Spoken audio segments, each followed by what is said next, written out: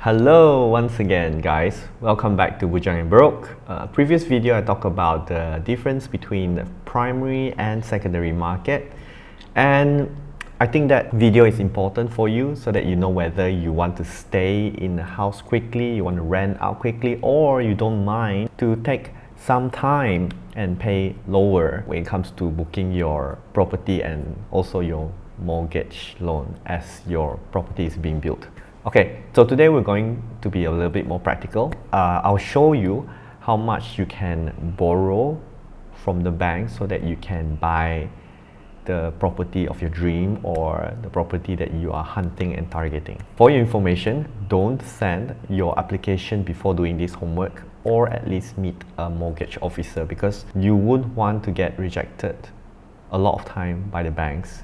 Because for example, if you send it to the Harimau Bank and then later on it didn't get approved, somehow when you send the second time or third time to the Sotong Bank or the other bank, they will be like looking at you like very worried. What's wrong with this guy? How come he got rejected by the other bank? I'll try to make this video as interesting as possible, so please stay with me and click the subscribe button right down there. With the salary of 3.6 thousand that I brought home, I break it down to three parts, like a pie. The first 1/3 of my salary, I use it for my expenses, which I shared with you previously. And if let's say it is over my expenses, then I have to control it via cutting down my entertainment, cutting down dining out, cook more, be more consistent in my cooking, or find more income like Grab and maybe some OTs in the office. My second 1/3 of the salary will be used for saving, purely savings, to continue on. And the third 1/3 will be used to pay my mortgage loan. That was my intent. So that's why I break it to three parts. Okay, this is your mortgage calculator. When I intend to use 1/3 of my salary, which is about 1,200 to go and buy the property, there's a saying lah. I can't remember because I attend Faizul Rizwan's course. So he says something like, for every 400 or 500 ringgit that you can dispose, you can loan about 1,000.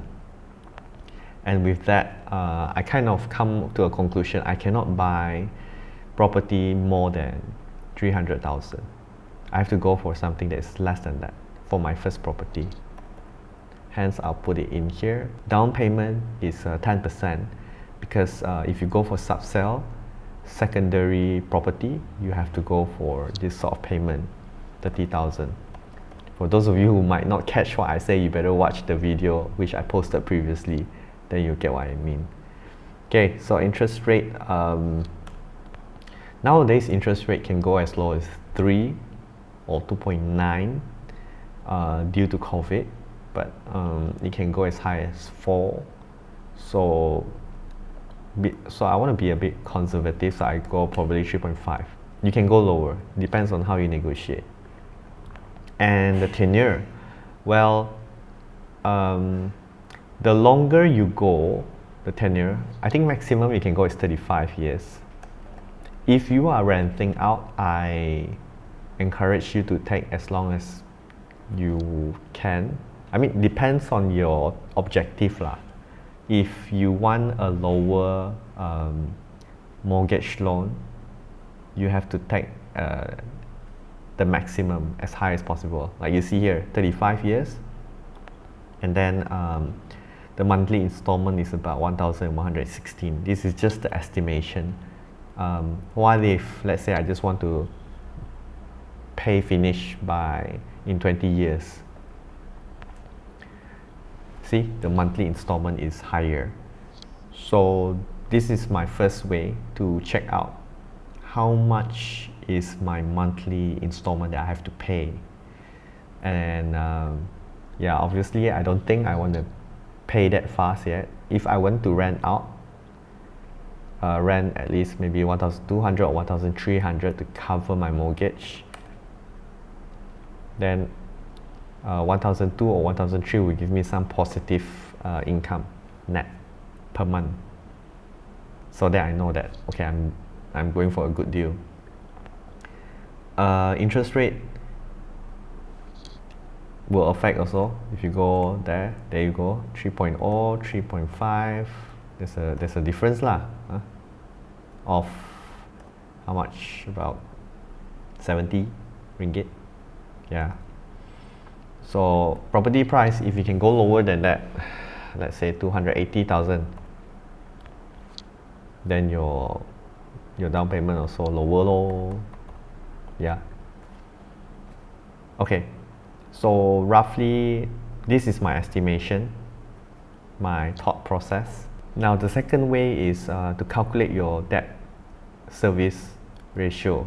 Debt service ratio, this formula is used to calculate your loan eligibility. So the lower you score, actually it will be better. And the formula is as per this, means you get the total monthly commitment and the mortgage loan that you intend to apply for, you divide by the net income. Don't worry, I'll explain it to you here. For your total monthly commitment, right, I'm not saying something like food. Food are consider your variables. Whatever entertainment that you spend are your variables, but you have to be very careful with it. Those things won't be captured by the banks, so you are safe, but all the different banks will have their different ways of calculating. Some will put your food expenses high, some will somehow put in your utilities if you're staying with your parents, or they kind of have some consideration lah. Like I always say lah, humanize the calculation. So for here, car loan is a definite. They will charge if you have, and credit card loan. Credit card, somehow you might think that no, I always pay on time. Here's the thing: when you pay your appliances like a coffee maker or iPhone, your whatever Xiaomi phone, all that out there, you will be recorded on your credit card. Like, you think of it, remember the 0% interest to buy a certain phone? You're gonna use credit card, right? So it's recorded, and therefore it will appear. PTPTN, I just know that 2015 onwards, PTPTN is already inside the Secrets and CTOS report. So you have to pay, and then it will appear. It's part of your monthly commitment. And also personal loan. This is something very common among Malaysians. People always borrow this money for your business, for marriage. So I always avoid this kind of stuff. Cannot afford it, it's okay, just do it simple. Don't use personal loan for business. That's for me lah. But if you think it's worth it, then by all means, it's your life ma, right? Okay. Okay, then the mortgage loan I intend is 1,200, so I put it here. Okay. Then my net income, assume it's 3,600 lah, yeah. And I put the formula. Oh, sorry. I sum up everything first. This is for my total monthly commitment. Here's the sum of the total monthly commitment with the mortgage loan that I'm applying, and yeah, I'll divide it with my net income. Okay, so it's 45%. I think it's just fine lah, not too bad. Because if you see the Property Guru guideline, they also got mentioned about this. Okay, there. Your DSR should not be more than 30 to 40%. Yeah, but not all banks are looking at that. Some of them are okay even if it's 70%. That's why, if let's say I don't have a car loan, I'm just using public transport to my office, my DSR will further decrease. This one is not recorded in the secret CTOS. It's like you eliminate it already. Or somehow my parents are very kind enough to help me pay, then I don't have I clear my car loan, and that's how I can improve my DSR. Okay, if let's say I didn't clear it, I leave it there, and then I decided to indulge myself with expensive phones like iPhone, so it's about 250 per month for 1 year, maybe, I assume PTN loan, okay lor, maybe 300 lor.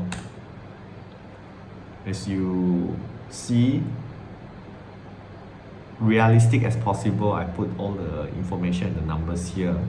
You can see that this is my debt service ratio, and it will increase.